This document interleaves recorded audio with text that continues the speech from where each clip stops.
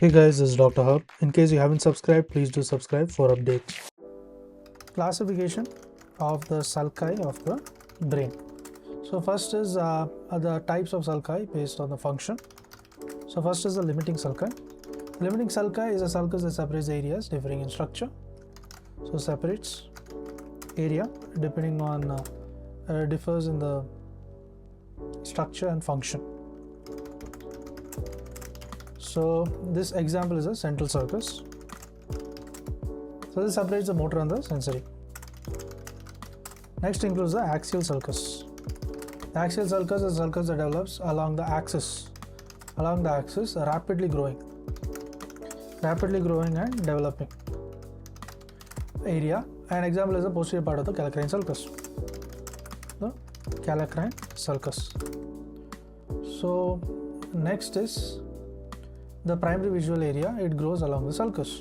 The primary visual area, it grows along the sulcus.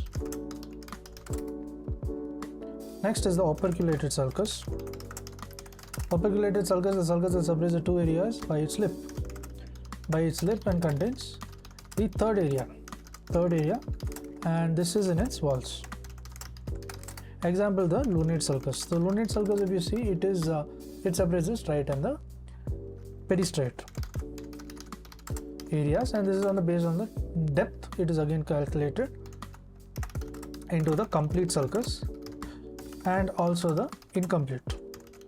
So in case of complete, it is deep enough to indent the wall of the lateral sulcus. So indent wall of the lateral sulcus.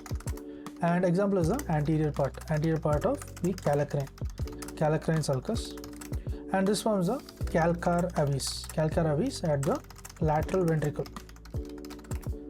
So then comes the collateral sulcus. So collateral sulcus forms a collateral eminence at the inferior horn of the lateral ventricle. Next is the incomplete sulcus. It is superficially situated and does not indent the lateral ventricle. So it does not indent the lateral ventricle, and example being the paracentral sulcus. To learn and grow daily like this, please do subscribe.